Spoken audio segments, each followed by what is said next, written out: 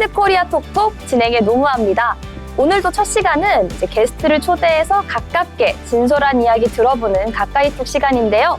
오늘 가까이톡엔 정말 특별한 손님 와주셨습니다. 가수 로이스 씨와 함께합니다. 안녕하세요. 안녕하세요.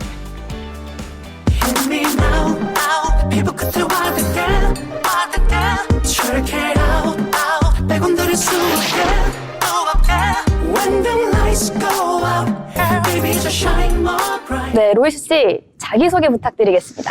네, 안녕하세요. 저는 인천에서 주로 음악 활동을 하고 있는 로이스라고 합니다. 반갑습니다. 네, 인천에서 오셨다고 하는데 직접 운전을 해서 오셨나요? 네, 그렇죠. 네, 생각보다 가깝던데요. 한 1시간 정도 걸리셨죠? 1시간 10분? 네, 10분? 네, 그 정도. 아무튼 좀 먼 길을 이렇게 열심히 달려와 주셨는데 네. 가수시니까 아무래도 이게 제일 궁금합니다. 처음에 이제 가수를 시작하게 된 동기가 어떻게 되실까요? 정확히 진짜 기억이 나요. 그러니까 마이클 잭슨의 음악을 처음 봤는데 그 영어 선생님이 유명한 팝 가수에 대해서 조사하는 그런 숙제를 내주셨는데 그때 마이클 잭슨의 빌리진이랑 뭐 스무스 크리미널의 막그 린 댄스 이런 거 보고 그래서 제가 몸이 되게 뚱뚱했거든요. 근데 나도 저렇게 한번 해보고 싶다 해서 막 춤을 따라 하다 보니까 음악을 좋아하게 된 것 같아요. 너무 신기한 게 저는 처음에 오셨을 때 정말 너무 비율이 좋고 후리후리하셔서 이런 사람들이 가수랑 아이돌을 하는구나 싶었거든요. 어렸을 때도 그런 반전 과거가 있으셨다 하니까 신기하네요. 아, 네. 저 그때는 되게 컸어요. 거의 같은 학년 중에서 그래도 덩치가 큰 애 중에 하나였어요. 네, 그때는 그랬는데 열심히 기획사 생활 같은 거 할 때 좀 다이어트 하다 보니까 그래서 좀 빠진 것 같아요. 그럼 아무래도 마이클 잭슨을 보고 이제 노래와 춤의 매력에 빠졌다. 이렇게 가수의 꿈을 키워갔다. 이 정도로 생각해 볼 수 있을 것 같은데 그러면 노래의 즐거움을 처음 알게 된 때는 언제셨나요? 원래 노래를 잘하셨는지 아니면 궁금하네요. 진짜 노래를 못했고 저는 개인적으로는 그러니까 예전에 기획사 이제 팀장님이나 이런 분들도 항상 말씀하시는 게 너는 춤에 소질이 더 있는 거고 노래는 완전히 노력한 거다라고 했는데 노래 매력은 약간 말하는 것 같은데 좀 여기를 순간 확 집중하게 할 수 있는 나만의 표현 방법인 것 같아요. 그래서 그런 매력이 좀 있지 않을까요? 노래는. 노래랑 춤 되게 다방면으로 재능이 있으신 것 같아서 부럽기도 하고 그렇습니다. 리듬감이 있으신 것 같은데 그럼 약간 리듬 한번 보여주실 수 있나요? 제가 얼마 전에 저번 가까이톡 시간에 호랑나비 춤을 잠깐 배웠어요. 호랑나비 춤이요? 네. 아니 그러면 약간 리듬감 있는 노래를 슬쩍 들려드릴까요? 좋아요. 네, 그냥 여기서 음악이 없으니까 제가 She was more like between moves and I shared the mother. Do you mean I am one? Let's go dance on the floor and around. 이 정도면 리듬이 좀. 근데 저한테 거짓말을 하셨네요. 왜요? 노래를 못한다고 하셨잖아요. 어렸을 때, 그쵸. 지금도 못하죠. 그렇죠. 네, 못하는데 마이클 잭슨 얘기하니까 갑자기 마이클 잭슨 노래를 하고 싶었어요. 약간 창법이랑 바이브에서 확실히 그 마이클 잭슨의 느낌이 약간 느껴지긴 하는 것 같아요. 진짜 완전 너무 기쁜 멘트를 해주셨습니다. 약간 배신감 느끼는 게 저에겐 약간 이 방송을 좀 재밌게 해야 된다는 부담이 있거든요. 음치라고 하셔서 저는 이제 노래를 부르시면 되게 웃길 줄 알았는데 너무 잘하셔서 그게 재밌진 않았던 것 같아요. 그래도 가수인데 노래는 잘해야 되지 잘하시네요. 않겠습니까? 네, 감사합니다. 제가 이제 저희가 앉아있는 것만 아니었어도 춤도 한번 보여주시죠 하려고 했는데 생각이 있으신가요? 그때 여기는 음악이 없으니 제 무대에 한번 제 공연에 한번 오시면 너무 감사합니다. 나중에 초대해 주시면 감독님들까지 데리고 한번 같이 가보도록 하겠습니다. 알겠습니다. 제가 연령 제한이 없는 공연으로 한번 감독님들까지 모시도록 하겠습니다. 궁금한 게 멋지게 한 소절을 보여주셨잖아요. 그러니까 노래의 매력이 아까 좀 말하는 것과 같다 얘기를 해주셨는데 그럼 춤의 매력은 또 다른 게 있을까요? 춤은 약간 그런 것 같아요. 제가 배웠던 춤은 어찌됐든 좀 팀원들이랑 같이 활동을 했다 보니까 잘 맞춰야겠다라는 그런 게 있었는데 이제 막 혼자 춤도 추고 좀 그루브 타는 것도 좋아하고 하다 보니까 좀 나 스스로한테 좀 뭐라 해야 되지? 그냥 아무 신경 안 쓰고 그냥 할 수 있는 표현 방법인 것 같다? 네, 말이. 네, 뭐 그런 것 같아요. 그럼 노래와 춤을 다방면으로 활용하면서 굉장히 즐겁게 표현을 해나가고 계신 것 같습니다. 또 궁금한 점이 제가 이제 오기 전에 로이스 씨에 대해서 살짝 조사를 해봤어요. 근데 굉장히 특이한 이력을 갖고 계시더라고요. 이제 네. 가수 활동을 하는 동시에 네. 철도 쪽 석사를 밟으셨어요. 굉장히 네. 상반된 분야거든요. 그래서 네, 맞아요. 어떻게 이런 길을 걷게 되셨는지 살짝 좀 알려주시면 좋겠습니다. 네, 사실 저는 이제 동아방송예술대학교라는 곳에서 이제 노래 전공을 했고, 이제 좀 세월이 흘려서 군대 갔다 와서 서울과학기술대학교 철도전기 신호공학과 석사를 준비했고, 이제 다음 달에 그 박사학위 우와. 이제 그 시험이 남아 있어요. 그래서 열심히 좀 자기소개를 준비하고 있는데, 지금은 완전히는 아니고 저는 아트 테크놀로지를 좀 하고 싶어요. 그래서 음악을 주말이나 이렇게 퇴근 후 뭐 금요일 밤이나 이런 데서 공연을 하고 곡 작업을 작사 작곡을 하면서 평일에는 제조업, 변압기반이라던가 수배전반, 전기공사 등의 남동공단에서 제조업을 운영하고 있습니다. 와, 근데 이렇게 평일에는 일을 하고 주말에는 이제 가수 활동을 하면서 정말 바쁘게 살고 계신 것 같은데 체력적으로 힘들진 않으신가요? 아니요. 많이들 어떻게 그렇게 하냐라고 하시는데 아마 우리 아나운서님도 뭐 느끼실 수 있겠지만 이게 사실 처음 해보시는 분들은 어깨 힘도 많이 들어가고 막 경직되고 그러다 보니까 힘든 일일 수 있겠지만 우리가 좋아하는 일을 하다 보면 이게 힘들다고 느껴지지 않잖아요. 혹시 힘드신가요, 지금? 아니죠. 아니죠? 아니죠. 네, 저 잘 절대 듣고 계신 것 힘들지 같은데, 네. 하나도 안 힘든 것처럼 저도 뭐 준비하는 데는 조금 힘들죠. 새벽 연습도 해야 되고, 이제 댄서들이랑 같이 하다 보니까 좀 새로운 레파토리에 대한 고민도 있고 하지만, 이번 주도 경주로 지방 행사를 가고, 다음 달에는 울산으로도 가고, 뭐 그렇게 하지만 하나도 힘든 것보다 체력적으로 오히려 더 저한테 엔돌핀이 돌아서 좀 원동력이 되는 것 같아요. 오히려 좀 주말에 진짜 하고 싶은 기쁨이 되는 일을 하면서 에너지를 충전하고 네. 그 에너지를 평일에 철도에 발산을 하고 네. 이런 모습인 것 같습니다. 하나도 제대로 하기 어려운데 두 개 다 완벽하게 해내고 계신 모습이 너무 진심으로 좀 존경스러워지려고 하는데요. 그럼 궁금한 게 이제 가수 생활을 이어가기 위해 그럼 평소엔 어떤 노력을 주로 하고 계신가요? 아무래도 일을 열심히 해야죠. 이게 그렇다고 제가 뭐 음악으로 아예 돈 수입이 없는 건 아니지만 그래도 평일에 제 이제 직장 생활을 잘 하면서 열심히 이렇게 하고 그리고 또 체력적인 말씀 하셨는데 운동을 매일 같이 하고 있고 네, 그리고 좀 식단 관리 같은 거 하면서 좀 이제 늙어 보이고 그러면 안 되니까 네, 관리도 좀 하고 그런 노력을 좀 하고 있어요. 그럼 궁금한 게 이 노력의 끝, 그러니까 이런 가수 활동을 통한 지향점이라고 하죠. 궁극적으로 어떤 목표를 갖고 계실까요? 일단 저는 제가 결혼을 하게 된다면 제 결혼식 축가를 제가 부를 건데 그게 저의 마지막 은퇴일 것 같아요. 그리고 저는 작사 작곡을 할 거고 지금 인천에도 제 지금 백업 댄서를 해주고 있는 멋진 친구들, 어린 친구들이 있는데 그 친구들을 많이 도와줄 것 같아요. 저도 예술단체를 이제 그 법인 회사를 운영을 했었어요. 청년예술단이라는 거 만들어서 이제 마술하는 친구들, 춤추는 친구들, 음악하는 친구들 모아서 공연팀도 해봤는데 이 예술인들한테 받는 영감이 진짜 엄청나거든요. 뭐 무일푼이어도 뭐 새벽까지 연습하고 막 소주 한 병 딱 두고 연극 연습하고 하시는 그런 모습이 너무 저에게는 평생의 그거라서 지향점은 제 결혼식을 끝으로 아마 음악 공연을 하기보다는 후배분들이라 해야 될까요? 후배들을 좀 뭐 이렇게 육성 그렇게 하는 거를 많이 도와주려고 하는 게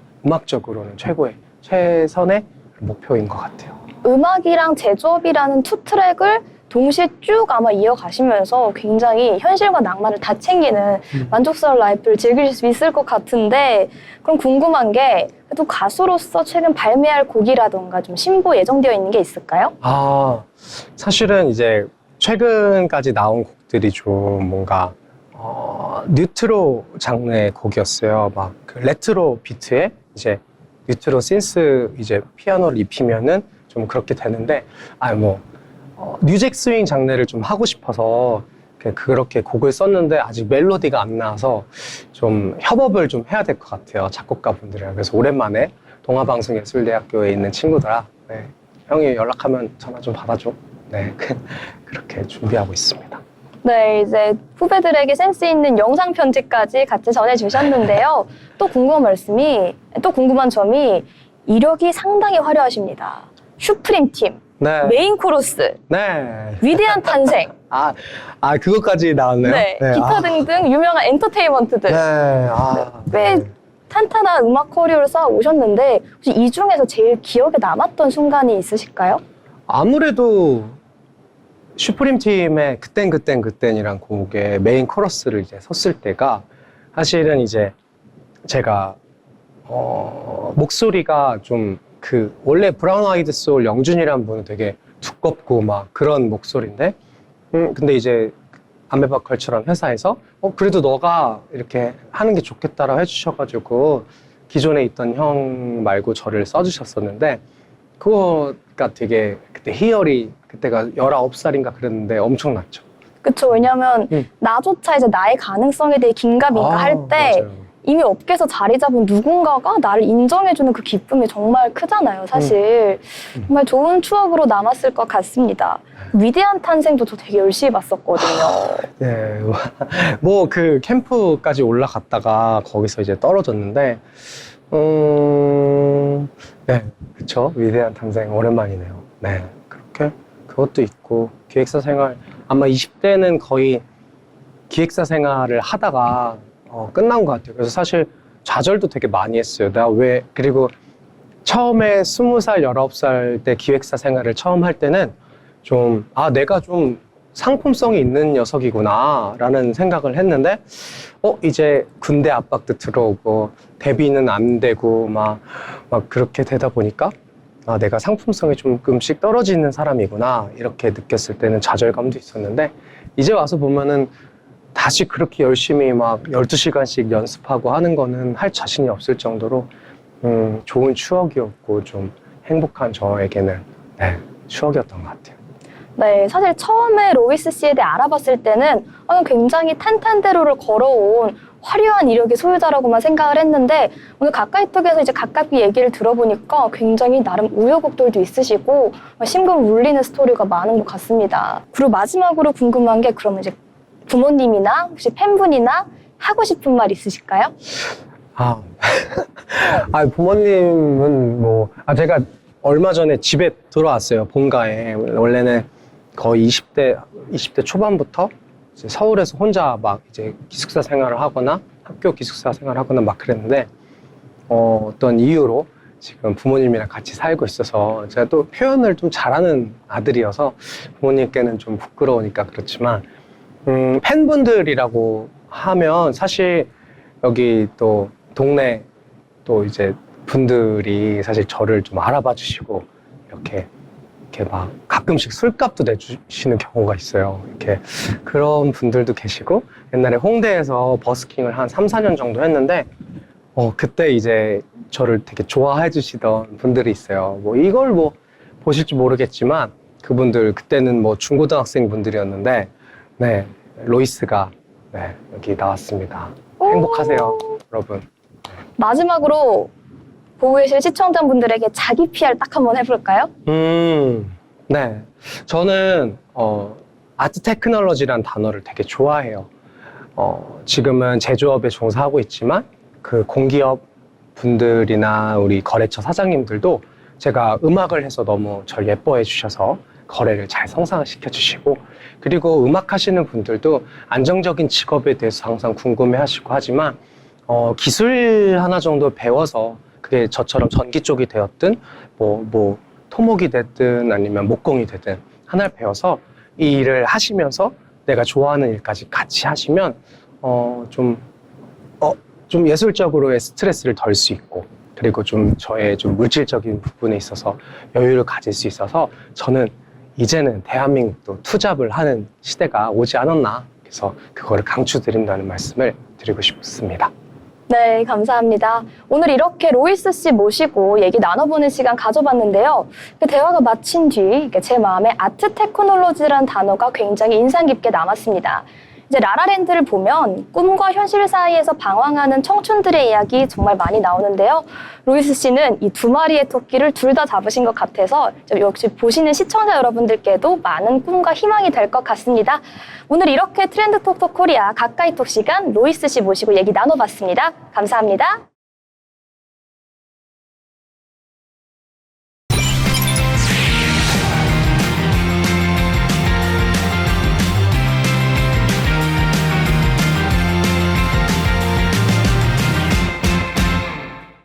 네, 이번 코너는요, 경제 이슈 짚어보는 경제톡톡 시간입니다. 오늘도 편지의 기자와 함께합니다. 안녕하세요. 안녕하세요.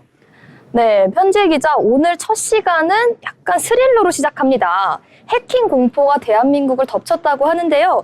최근에 SKT, KT 그리고 롯데카드까지 대형 해킹 사고가 정말 연이어서 발생을 했습니다. 국민 불안도 굉장히 커지고 있는 상황 같은데 어떻게 생각하시나요? 네, 말 그대로 해킹 포비아입니다.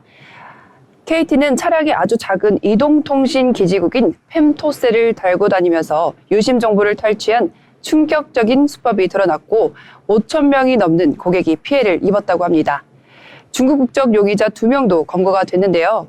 롯데카드는 297만 명의 고객 정보가 유출됐는데 최근 5년간 자체 보안 감사를 단 1회만 실시했던 사실이 드러나 논란이 되기도 했습니다. 네, 제가 알던 것보다 피해 규모가 좀 상당한 것 같은데 예스24도 공격을 당했다고 하네요. 네, 랜섬웨어 공격으로 전산이 마비돼 며칠간 정상 운영이 불가능했습니다. 또 기업뿐 아니라 공공기관까지 해커들의 표적이 되고 있다고 합니다. 그럼 혹시 한국이 유난히 해킹에 취약한 걸까요? 취약한 이유로는 보안 투자 부족, 사이버 인력 부족, 그리고 북한, 중국, 그리고 러시아와 인접한 지정학적 리스크, 또 암호화폐와 다크웹 추적 난항 등이 복합적 원인으로 분석되고 있습니다. 이제 정보화 시대에 이른 만큼 보안에 대한 거를 비용이 아니라 필수적인 투자로 인식해야 되는 것 같습니다.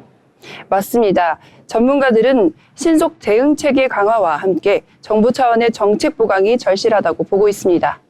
네, 또 한 번 이제 보안 문제가 중요해지는 추세인 것 같은데요. 다음으로 전해주실 소식도 좀 관련 있게 볼 수 있을 것 같습니다.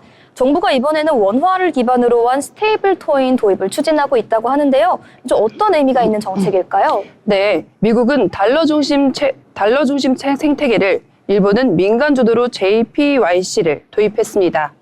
우리도 통화 조건을 지키겠다는 명분으로 합류를 했지만 현실적 한계에 부딪히고 있습니다. 네, 전해주신 것처럼 현실적인 한계는 있는 대책인 것 같긴 합니다. 왜냐하면 원화의 국제적 위상이 사실 그렇게 높지는 않다 이렇게 판단이 되거든요. 맞습니다. 국제결제 비중이 0.1%에 불과했습니다. 게다가 국내는 신용카드와 간편결제가 압도적이라 소비자용 수요는 뚜렷하지 않습니다. 그러면 우리나라가 스테이블 코인에 참여하는 거는 어떤 좀 포인트를 갖고 있을까요? 기업 해외 송금입니다. 예를 들어 삼성전자가 스테이블 코인을 활용하면 환전 수수료와 송금 지연 비용을 크게 줄일 수 있다고 합니다. 그럼 아무래도 이제 대형 기업 위주로 주도가 되는 만큼 일본처럼 민간이 주도하는 모델은 고려가 되지 않았겠네요. 네, 일본은 민간이 설계하고 정부는 가이드라인만 제시하고 있는데요. 한국은 정책 발표 직후 제도화 논의까지 이어져서 속도전 우려가 있다고 합니다. 그러니까 정리해 보자면 기술보다는 좀 시장의 반응이 먼저다 이런 말씀이시겠죠? 네, 말하자면 국민들이 필요해서 찾는 구조가 돼야 정책도 힘을 받을 수 있다고 합니다. 네, 과연 관련 수위가 어떻게 될지 좀 주목해보면 좋을 것 같습니다. 다음으로 소개해 주실 이슈는 좀 비만 치료제 관련인데요. 글로벌 제약사들이 비만 치료제를 장악하면서 시장 판도가 조금 변하고 있다고 합니다. 그렇습니다. 노보노디스크의 위고비와 일라이릴리의 마운자로가 시장을 양분했습니다. 국내에서는 한미약품이 국산 최초 GLP-1 계열 신약에 임상 3상 단계까지 끌어올려 내년 하반기 출시를 목표로 하고 있습니다. 제약들이 본격적으로 출시가 되면 정말 시장의 판도가 제대로 바뀔 것 같습니다. 이게 근데 성분뿐만이 아니라 제형 경쟁이 뜨겁다고 하는데 좀 자세히 전해주실 수 있나요? 네, 대웅제약과 일동제약은 패치형, 그리고 D&D 파마텍은 경구제형을 연구 중에 있습니다. 복용 편의성을 무기로 차별화를 노리고 있는 겁니다. 아무래도 복용 편의성이라는 부분이 이제 남은 시장에서 누가 주도권을 잡을지 핵심 키가 될 것 같습니다. 그렇다면 이 기업들의 남은 과제는 무엇일까요? 네, 바로 보험 미적용으로 인한 고가 치료비와 장기 복용 시 안정성 확보가 핵심입니다. 국산 신약이 성과를 내면 K 비만 치료제 신뢰도가 크게 높아질 수 있다고 전문가들은 해석하고 있습니다. 네, 글로벌 제약 시장 흐름에서 과연 한국 시장이 분위기를 주도할 수 있을지 궁금해지는 것 같습니다.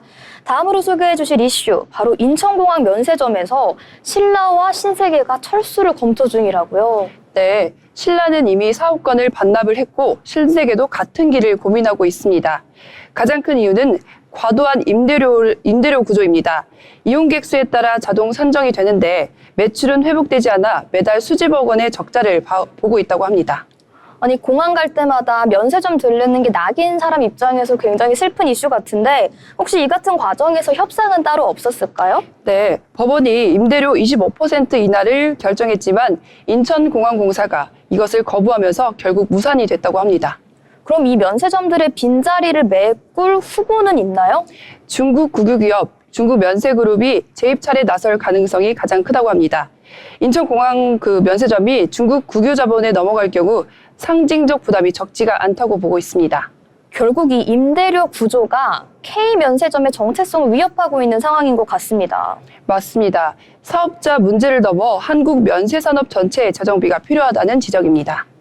네, 다음 이슈 또 전해보도록 하겠습니다. 이제 게임은 젊은 산업인데 중년의 산업이란 말이 나오고 있다고 하는데 이게 어떤 의미일까요? 네, 국내 게임사 대표 대부분이 50대이고 신규 인력은 줄어드는 반면 50대 종사자는 급증했다고 합니다. 이로 인해 신작은 과거 IP 재활용 위주로 흐르고 있다고 합니다. 이렇게 지도부의 나이는 들어가는데 사실 게임의 주된 연령층은 어린 층이지 않습니까? 최근 젊은 게이머들은 어떤 게임을 즐기고 있을까요? 10대 인기 상위 10대 게임 중 국산은 단 하나뿐입니다. 반면 중국 기업들은 젊은 창업자들이 AI, 서브컬처, 멀티플랫폼 전략을 적극 도입하면서 급성장 중이라고 합니다. 네, 결국 세대 교체의 부재가 글로벌 경쟁력의 약화로 이어지고 있다, 이렇게 요약할 수 있을 것 같습니다. 그렇습니다. 업계 안팎에서는 새 얼굴, 새 컨텐츠 없이는 미래가 없다라는 위기감을 느끼고 있다고 합니다. 이제 고령화 시대의 위험성이 커지면서 게임 산업마저도 이런 세대 교체의 필요성이 느껴지는 시점인 것 같습니다. 네, 오늘도 이렇게 편지의 기자와 함께 5가지 경제 이슈 살펴봤습니다. 지금까지 경제톡톡이었습니다.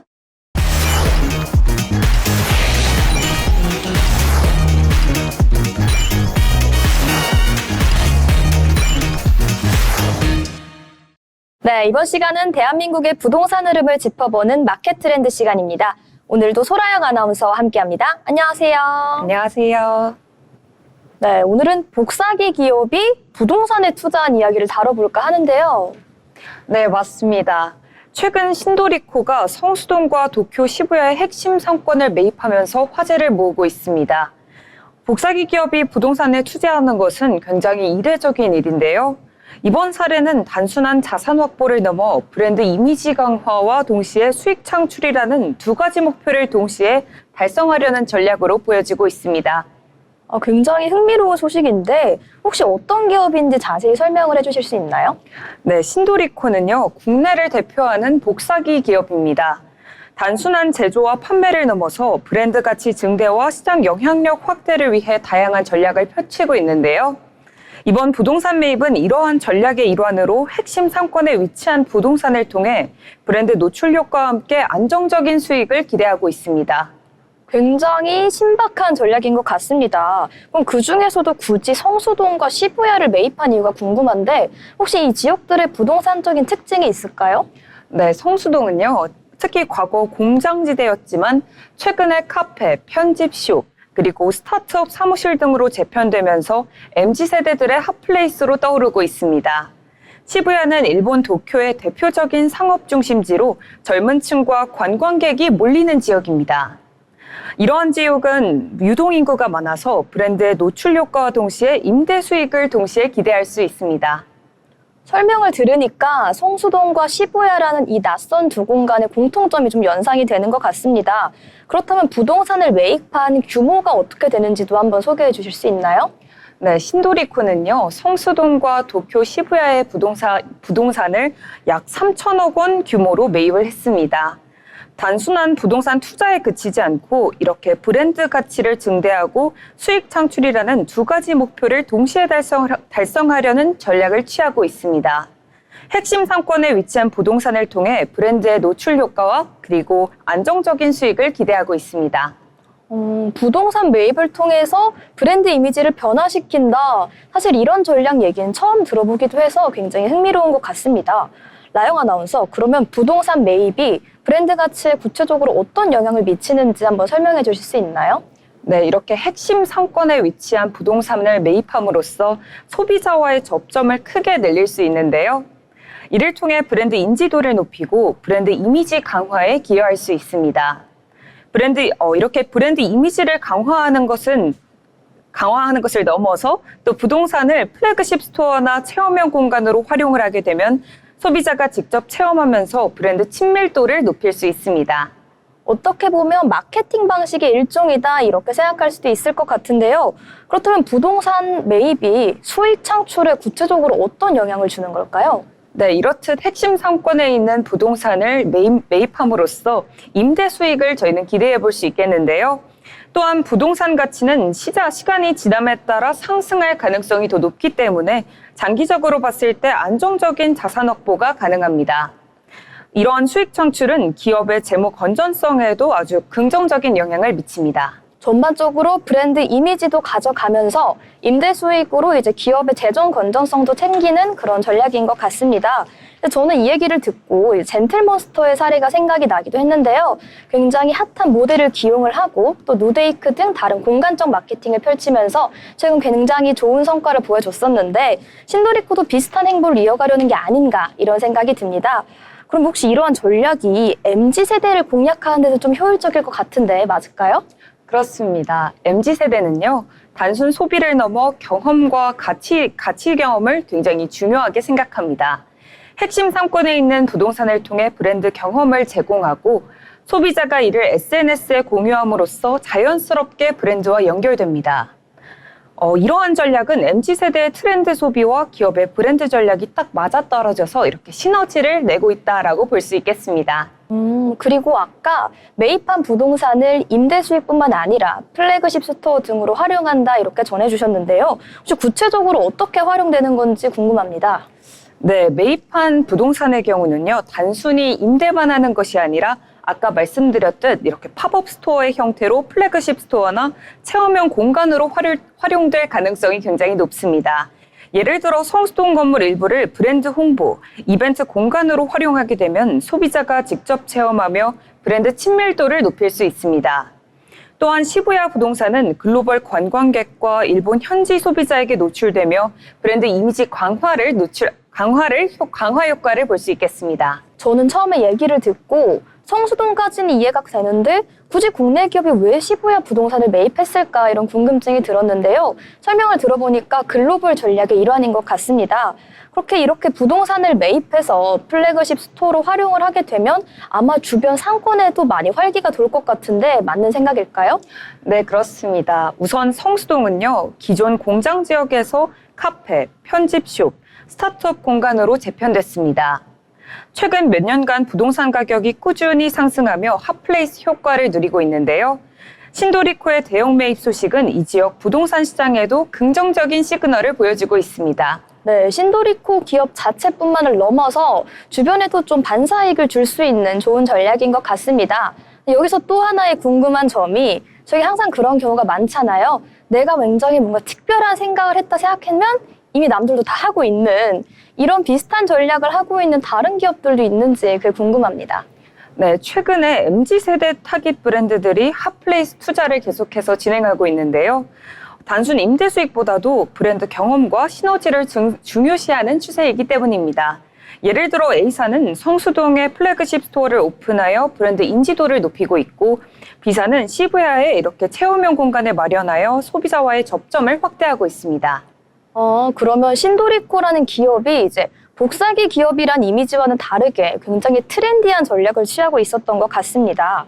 그럼 이 같은 고물가 시대에 부동산 투자가 가지는 의미도 한번 살펴볼까요?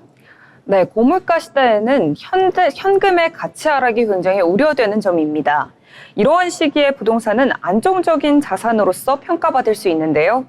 또한 핵심 상권에 위치한 부동산은 임대 수익과 자산 가치 상승이라는 두 가지 측면에서 안정적인 수익을 기대할 수 있겠습니다. 네, 굉장히 긍정적인 전망이 기대가 되는데 아까 시부야 부동산 매입이 글로벌화의 일환이라고 말씀을 해주셨습니다. 이러한 전략, 과연 글로벌 시장에서 진짜 통할 수 있을까요? 네, 그렇습니다. 일단 글로벌 기업들도 핵심 상권 부동산 확보를 위해 브랜드 가치 증대와 수익 창출을 동시에 추구하고 있습니다. 예를 들어 C사는 뉴욕 타임스퀘어에 플래그십 스토어를 오픈하여 브랜드 인지도를 높였고, D사는 런던 옥스포드 스트리트에 체험형 공간을 마련하여 소비자와의 접점을 확대했습니다. 이러한 사례는 신도리코의 전략이 글로벌 시장에서도 유효함을 보여주는 사례라고 볼 수 있겠습니다. 네, 오늘 라영 아나운서와 함께 이렇게 신도리코의 새로운 전략에 대해 알아봤는데요. 라영 아나운서 어떻게 생각하시나요? 저는요, 우선 신도리코의 사례가 기업이 단순히 부동산을 자산이 아니라 전략적인 수단으로서 활용한다는 것을 보여준다라고 정리해 볼 수 있을 것 같습니다. 핵심 상권에 위치한 부동산을 통해 브랜드 가치 증대와 그리고 수익 창출을 동시에 추구하는 이러한 전략은 앞으로도 많은 기업에게 있어 중요한 참고 사례가 될 것입니다. 네, 오늘 준비해주신 내용은 저도 굉장히 흥미롭게 들었는데요. 이제 부동산 투자가 어떻게 보면 기업 전략의 핵심 도구가 될 수 있다는 점이 가장 인상 깊었던 것 같습니다. 특히 성수동이나 시부야처럼 유동인구가 많고 트렌드가 빠르게 변하는 곳은 그 지역 부동산을 매입하는 것만으로도 굉장히 트렌드한 브랜드 이미지를 가져가는 효과가 될 수 있을 것이라는 생각이 드는데요. 그리고 더불어서 우리 상권에도 영향을 줄 수 있다는 점이 굉장히 흥미로운 것 같습니다. 앞으로 이런 전략이 다른 기업들에게 어떤 영향을 미치고 또 우리의 일상과 부동산 시장에 어떤 변화를 가져올지 챙겨보면 재밌을 것 같습니다. 지금까지 한국의 부동산 트렌드 짚어보는 마켓 트렌드 시간이었습니다.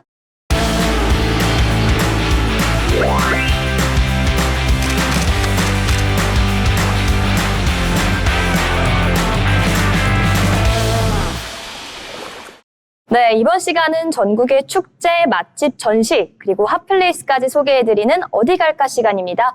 오늘도 유지영 아나운서와 함께합니다. 안녕하세요. 안녕하세요. 오늘은 또 어디로 떠나볼까요? 네, 오늘은 경상북도 문경 세제 도립공원으로 떠나볼 건데요. 본격적으로 시작하기에 앞서서 앵커님 좋아하는 과일 있으신가요? 저는 사과를 제일 좋아합니다. 네, 그렇다면 이번 소개에 주목하셔야겠습니다. 저도 사과를 참 좋아하는데요. 사과가 가을의 대표 과일이죠. 이 문경하면 빼놓을 수 없는 것도 바로 사과입니다. 빨갛게 물든 사과가 가득한 문경에서 축제의 즐거움을 만끽할 수 있는데요. 오늘은 2025 문경 사과축제 소개해드리겠습니다. 네, 저는 문경이 사과로 유명한 건 알고 있었는데 이렇게 사과 축제가 있는지는 처음 알았습니다. 이름만 들어도 벌써 재미가 느껴지는데 간단히 소개 부탁드릴게요. 2025 문경 사과축제는 10월 18일 토요일부터 10월 26일 일요일까지 매일 오전 9시부터 오후 6시까지 진행이 됩니다. 장소는 문경세제 도립공원 일원에서 진행이 되고 비용은 무료로 진행됩니다. 가을 여행 계획하고 계신다면 약 한 달 남은 문경 사과축제 즐기러 경상북도 문경으로 달려가 보시는 것도 좋을 것 같습니다. 네, 한 달 남은 만큼 저도 벌써부터 계획을 세워야겠다 이런 생각이 드는 것 같습니다. 그런데 이 문경 사과축제에 이번 좀 특별한 캐릭터가 있다고요? 네, 맞습니다. 바로 사과빛을 담은 예쁜 빨간 머리색을 가진 백설공주입니다. 문경 사과축제에서의 백설공주는요, 새 왕비에 의해 쫓겨나 주훌산에서 사과 농사를 하던 난장이들을 만나게 됩니다. 왕자의 도움을 받아 성으로 다시 돌아왔지만 백설공주는 달콤한 문경 사과 맛을 잊을 수 없었다고 하는데요. 문경 사과축제에서 백설공주를 사로잡은 바로 그 문경 사과, 직접 체험하고 맛보고 즐길 수 있는 다양한 프로그램이 준비되어 있습니다. 네, 이제 백설공주가 서양의 동화인데 이번에는 주훌산에서 난쟁이들을 만났다고 하니까 정말 재밌는 방향으로 각색이 된 것 같습니다. 그럼 이제 축제에서 즐길 수 있는 다양한 프로그램들 자세히 소개해 주실 수 있나요? 네, 먼저 개막식 및 축하 공연입니다. 10월 18일 토요일 오후 2시에 문경세제 야외공연장 1원에서 진행이 되는데요. 특별한 축하 공연이 준비되어 있습니다.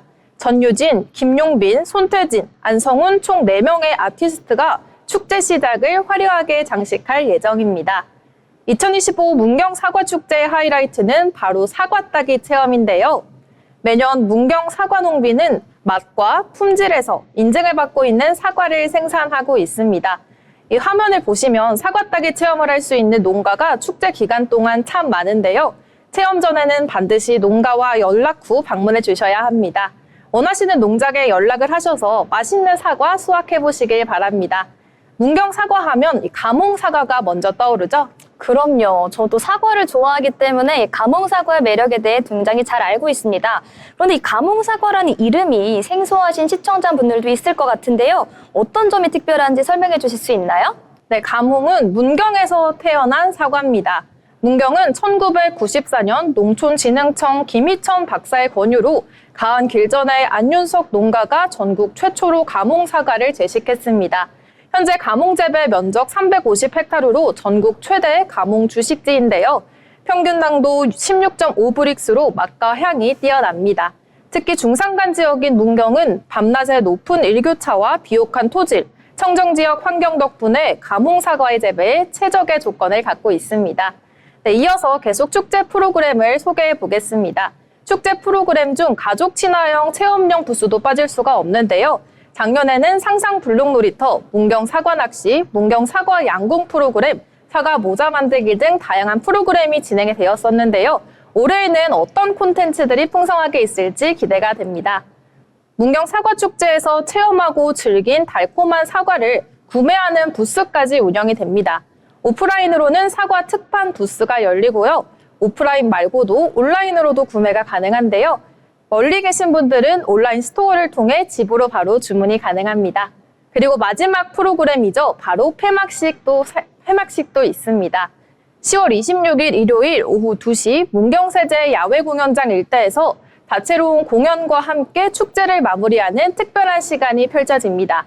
베이로, 박서진, 최혜진 총 3명의 아티스트를 만나볼 수 있습니다. 앵커님은 어떤 프로그램이 가장 기대가 되시나요? 네, 정말 알찬 프로그램들이 많이 준비가 되어 있는 것 같은데 전 아무래도 사과를 좋아하는 입장에서 사과를 판매하는 부스가 가장 기대가 되는 것 같습니다. 아무래도 이제 직접 가지 못하는 분들도 있다 보니까 온라인으로 사과를 주문해서 받을 수 있다는 점이 되게 신박한 것 같아요. 네, 저는 사과 따기 체험이 가장 인상 깊은데요. 제가 직접 체험할 수 있다는 점이 매력적으로 다가오는 것 같습니다. 네, 아무래도 저희 둘 다 좀 사과 덕후에 가깝다 보니까 더 이 축제의 매력을 깊게 느끼고 있는 것 같습니다.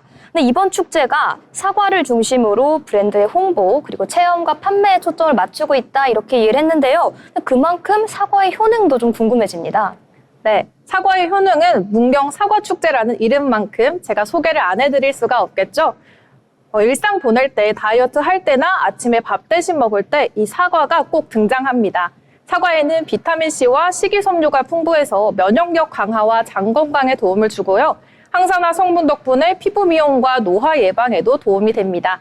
건강에도 좋은 사과를 직접 체험하고 즐길 수 있는 곳이 바로 이곳입니다. 또 마지막으로 화면에 배치도 보시면 문경 세제 도립공원 일원이 참 넓은 거를 알 수 있습니다. 넓은 공간 곳곳에서 2025 문경 사과축제 즐기시길 바랍니다. 네, 더 이상 미녀는 석류를 좋아해가 아니고 미녀는 사과를 좋아해 이렇게 얘기해보면 좋을 것 같습니다.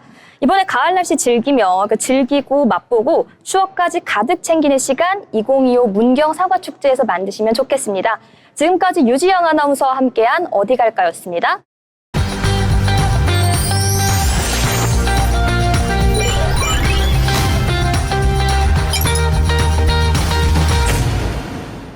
네, 트렌드 코리아 톡톡 이번 코너는요. 한 주 동안 기술과 경제를 가장 뜨겁게 달군 뉴스를 쉽고 빠르게 전달해드리는 테크노믹스 시간입니다.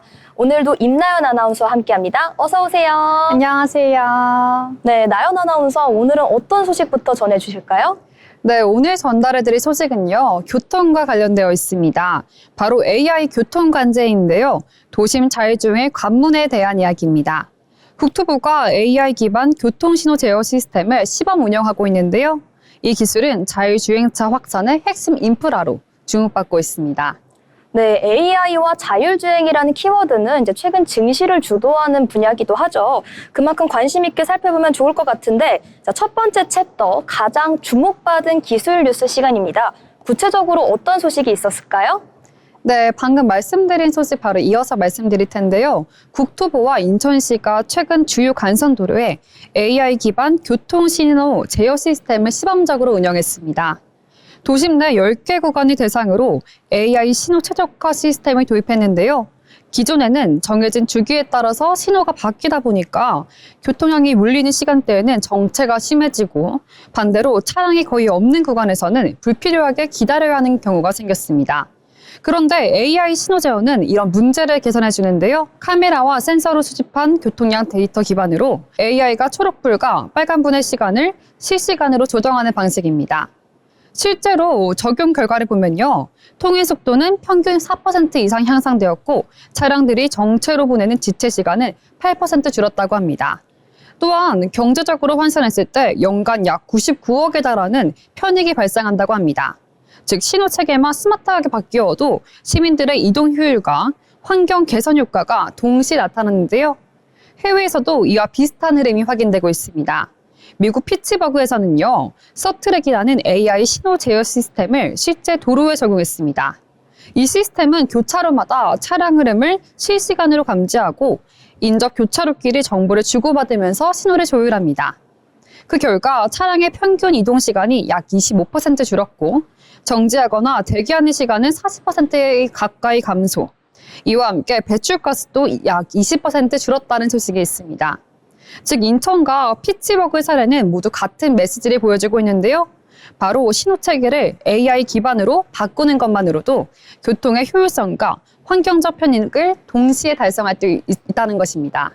네, 저는 이제 기술에 대해 잘 알지 못하다 보니까 AI와 자율주행이라는 키워드가 사실 단어만 들었을 때 와닿진 않았습니다. 근데 이렇게 사례를 바탕으로 설명을 해주시니까요. 아, 정말 실제 생활의 편의성과 환경보호라는 두 마리 토끼를 다 잡을 수 있겠다 이런 생각이 드는데요. 네, 이 시점에서 이제 기술이 바꾸는 경제 파트로 넘어가 보도록 하겠습니다. 여기서 핵심적으로 작용하는 기술은 어떤 게 있을까요? 네, 오늘도 세 단계로 분류해서 왔습니다. 그럼 첫 번째 단계부터 말씀드릴 텐데요. 먼저 첫 번째로는요, 적응형 신호 제어 시스템이 있습니다. 카메라 레이더로 교통 흐름을 읽고 신호 주기를 실시간으로 조정할 수 있습니다. 카메라, 센서, 영상 장비로 차량 흐름과 보행자 이동을 실시간으로 파악할 수 있는 기술이고요. 두 번째는 광역 흐름 제어 시스템입니다. 개별 교차로가 아니라 여러 교차로를 하나로 네트워크처럼 관리할 수 있는데요. 수집된 데이터를 기반으로 교통 혼잡을 줄일 수 있는 신호 주기를 학습합니다. 인천에서는 실제로 200회 이상 반복 학습을 통해서 최적의 신호를 찾아냈습니다. 네, 마지막은요, 차량 인프라 통신인데요. 신호등이 차량의 남은 신호 시간과 권장 속도를 알려주어 급정지를 줄일 수 있습니다. 이렇게 기술의 원리를 정리해 주시니까 좀 그 그림이 한눈에 들어오는 것 같습니다. 그렇다면 이런 기술들의 전망은 어떻게 될까요? 네, 전망 또한 말씀드릴 텐데요. 글로벌 지능형 교통관리 시장은요, 2025년 약 137억 달러 규모, 연평균 10% 안팎 전망이 전망됩니다. AI 교통관제도 자율주행차, 디지털 트윈, 친환경 교통 분야와 결합하여 빠르게 성장할 것으로 보이고 있습니다. 네, 전반적으로 여러 가지 섹터랑 같이 얽히면서 긍정적인 전망 나오는 것 같습니다.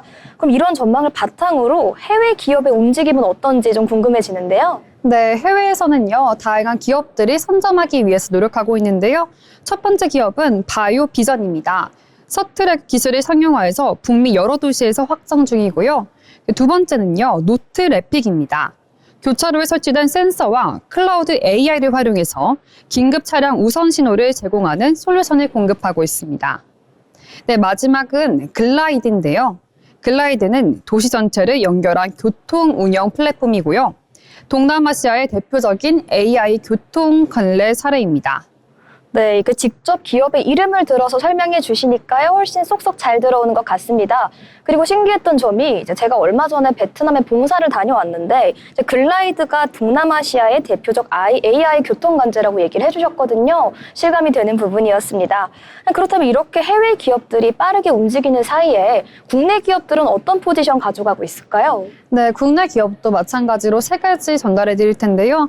첫 번째는요, 유로다임입니다.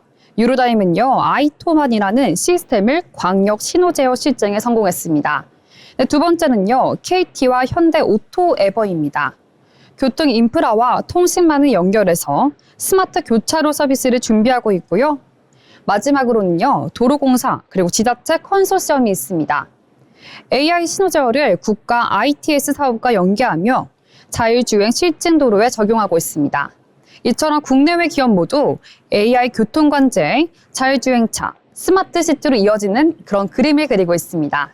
네, 정말 멀게만 느껴졌던 기술이 이제 정말 우리에 가깝게 다가왔다 이런 생각이 듭니다.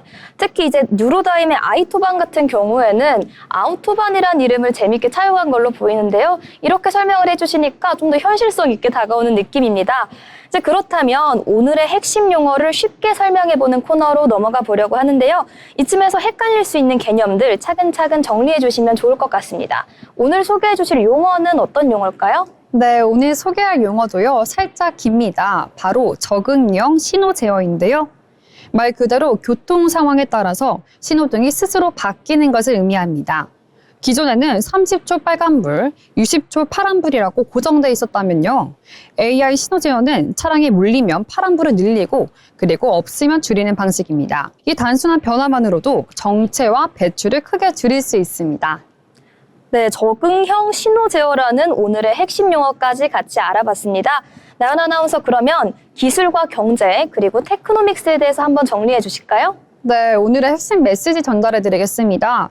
바로 도심 자율주행의 첫 관문은 도로 위의 신호등이다 라고 할 수 있겠고요. AI 신호 제어는 단순한 교통 기술이 아니라 자율주행차와 스마트시티의 기반이 되는 핵심 인프라라고 볼 수 있겠습니다.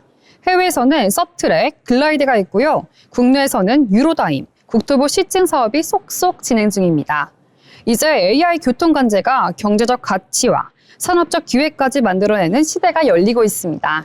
네, 교차로의 신호등 하나가 미래 도시 전체의 경쟁력을 바꿀 수 있다는 말이 실감이 되는 것 같습니다. 이제 영화에서만 보던 미래 스마트 시티의 모습, 이제 정말 한 걸음 앞으로 껑충 다가온 것 같은데요. 이제 테크노믹스는 이렇게 기술이 산업을 재편하고 기업의 운명을 바꾸는 순간들 계속해서 전해드리도록 하겠습니다. 지금까지 임나연 아나운서와 함께한 테크노믹스였습니다.